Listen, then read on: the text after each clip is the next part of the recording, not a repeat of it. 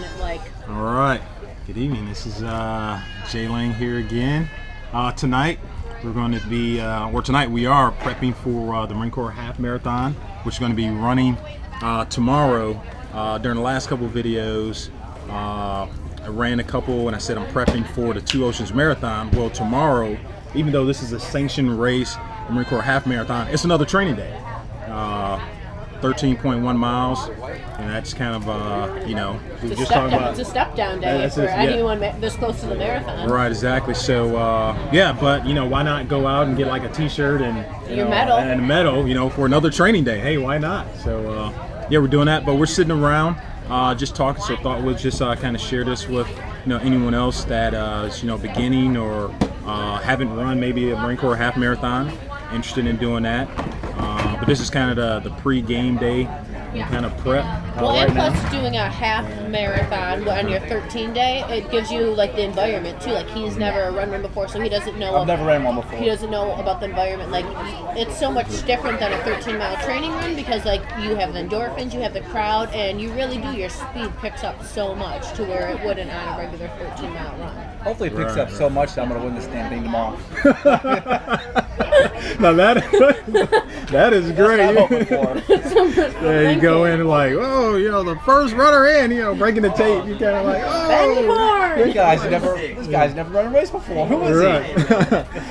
Yeah, just yeah, the pressure's on because the actual race, you know. Okay, yeah. So I guess it will be faster than just kind of going out there. When my normal pace is like 9. I did my first half in like 1:56, like 9-ish is my time. On the Virginia Beach half, I had like a mile at 8:15 and 8:30 mile. Wow. Because you get it and go, like for me, I pick someone. Like if you're in front of me, you are not passing me and you're faster than me, but you'll be right there the whole time, and that's like my rabbit, and you just follow it. Nice. See, okay, there you go. That's the strategy right there. Yeah. That is a strategy. Nice. And I hope it works out because I run 10-minute miles. So I'm hoping with all the adrenaline That was my going pace on, for the marathon. I'm Yeah, going I just 6.5. literally.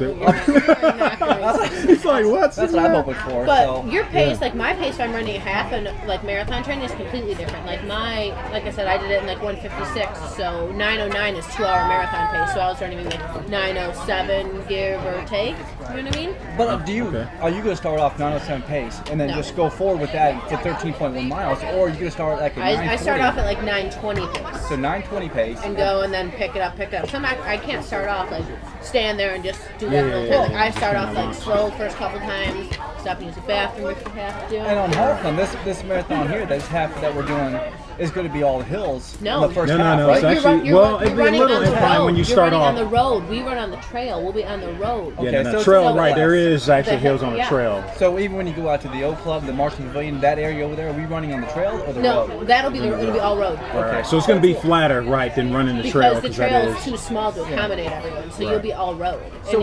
when are you going to turn it on? When are you going to like just start pushing yourself harder? I don't know. You know, because I guess when I get that little pep in my step. I think so. I mean, that's what it all boils down I do to. like mile 3 because you don't get your flow until mile 3 a little after. That's when you at least for me, that's when I get my actual flow going is like 3 and 4. You start feeling good. Your legs are starting to feel good, and people are starting to get you going. The adrenaline's still kicking. You got the fun signs. You don't have a camelback, but that's beside the point. But I seen they have water spots every 2 miles though.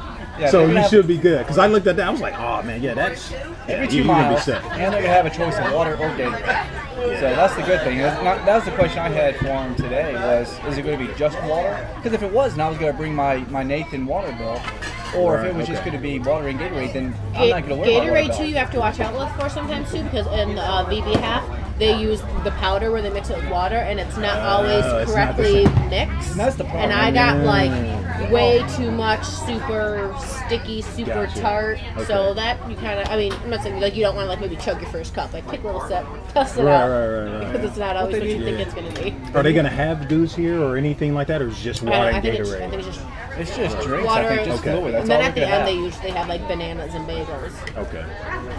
Yeah. I don't know. I mean, it's a half marathon as well. I mean, I don't know if you. Yeah. I mean, break out the goose, you know, too much there. It also depends too, because if you're training and a half, like this is your, like you've only done 10 miles, your half is your goal, you're gonna feel the same, like you're gonna feel the same way after a half as you are after the marathon, because your body's not used to it. Right. Because after my first half, I was like, feed me, I need something. That's all I was used to doing. I mean, because half marathon, you're really now just getting into like I'm probably on popping what, third or fourth maybe. Dude, I don't know how you do it, but yeah, I'll be literally looking for my second kind of, you know, refresh by the time you're getting ready to like throttle back and it's done. But that's like, you know, for you, because you're used to marathon training. Like I'm saying, if you're just doing that for a half, like if that's and it makes sense. Your body's gonna be like dead at mile 11, you know, 12, and you just have to push through because that's all you're used to. Right.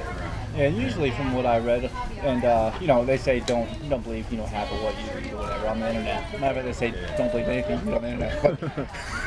But otherwise, you'd be dating a French model. Yeah, I've seen that commercial.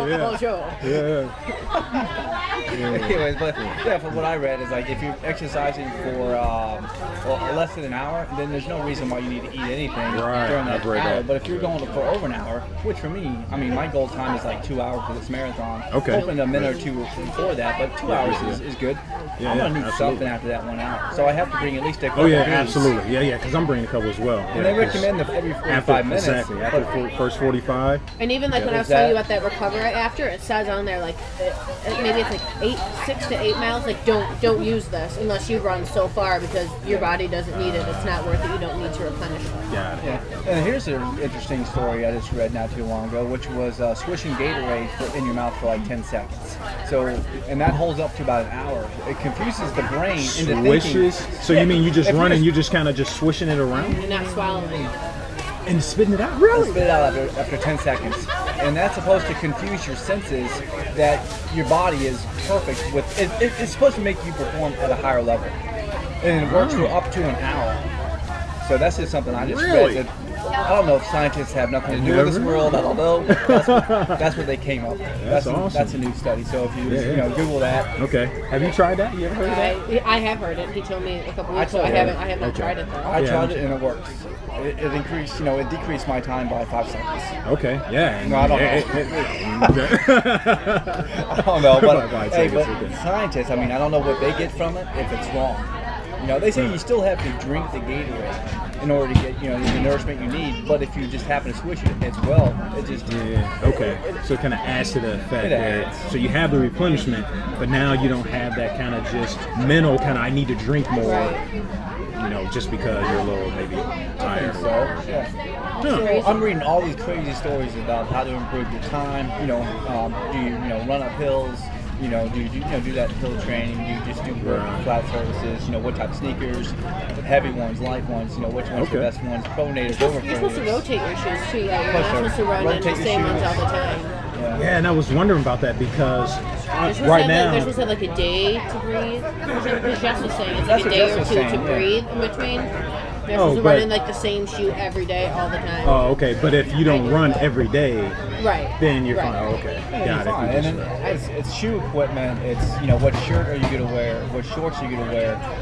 Socks. I mean, everything plays a big role, especially when you run 13 miles. Did you have to get different socks? I did. I did a half marathon in Myrtle Beach at mile 3. My feet were nothing but blisters from wearing like regular like Old Navy socks. Oh yeah. I got running socks and perfect. No problem at all. Yep. I didn't have any problems until I actually ran the marathon because I ran the full distance and I have kind of like my fingers, my middle toe is just a little longer, and after running that longer distance, from what I'm told, your arches kind of settle in a little bit, so it feels a little longer. And then I had the little black toe, and my toenail just fell off like last weekend. That's so common though. I lost my big toe and the one next to it. Like it's super. There's like you'll see signs like when you're running races, like toenails are for losers and stuff like that. Like that's a super common running problem. Oh, that's funny. Super common. Yeah, but I was fine up until that point though. Yeah, so until I just ran the full Monty there, but I didn't have any problems because I got the running socks. I got the little footies or whatever it is. Have you tried Super Feet? No, they're like running insoles, and they're supposed to be awesome. Like there's people in Italian who like swear by them, like put them in their combat boots, put them in their regular running shoes. Yeah, because I was wondering about that. Like, are there any actual insoles? Well, when you go to like the Marine Corps Expo or whatever, there'll be Super Feet there, like fitting you. So like if you bring your shoes or whatever, and they'll like see like which you can get them at the PX too, but they'll like fit you for which ones like go with your shoes. Like one of them like swears by puts in his combat boots, like uses them all the time. Nice. And they put like 200 extra miles on your shoes or something like that. Really? Okay. Insoles.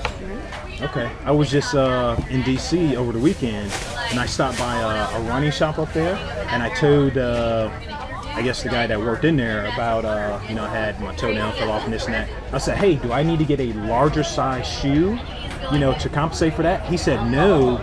Some runners, they actually put some like foam or whatever it is under their arch, so when it starts to settle, they kind of just compensate for it. That's the first I heard of that. Have you all heard of that before? Never heard of that. Yeah, I was like, wow, really? And I feel like that's when we have to try out though, like not like marathon day, like shove some foam in there. Yeah, that sounds like that's for runners who are putting in 50, 60, 70 miles a week because they have the time to train with all this new equipment and stuff. Gotcha. For your average runner who's putting in 20 to 30 miles a week.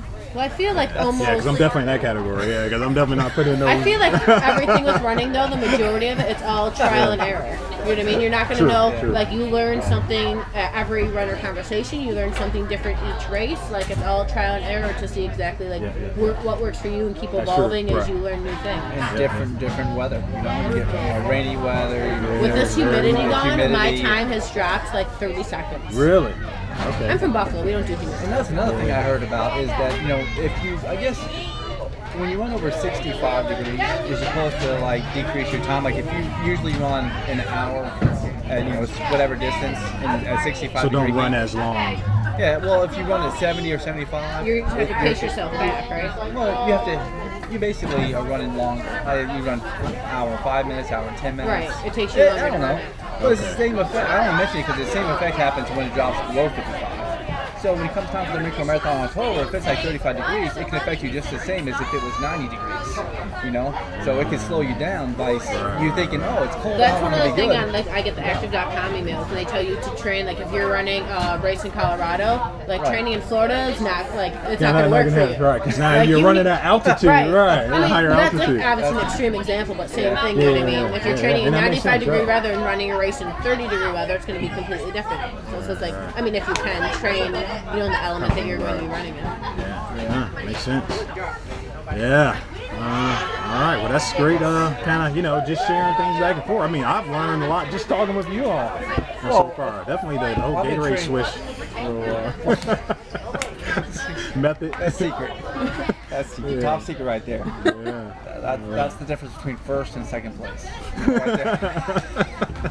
That's why I'll be finishing the half Marine Corps Marathon tomorrow. If you win, you get free registration to 2014 Marine Corps Marathon. Yeah, there you go. Yeah, I'm looking Top for the male free and car female. though. Where's the free car? The free car. Yeah, there you go. Well, obviously you haven't learned things about the Marine Corps yet. You're never going to get a free car. It costs too much money.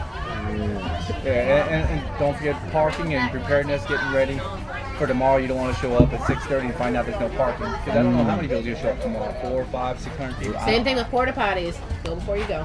Oh yeah, You don't want to really have to go that way. Absolutely. But like on races, my race I PR'd, I did 156. I stopped and probably went to the bathroom for maybe like a minute and a half. Like you gotta go, you gotta go. Right, absolutely. Okay. Yeah. Wow. Well, I was there today, so I mean, get the bib and all that stuff, so they were prepared. The porta johns were being set up, the stage was being set up. Base is really good with having porta potties everywhere. They're really good. I'm looking forward to it.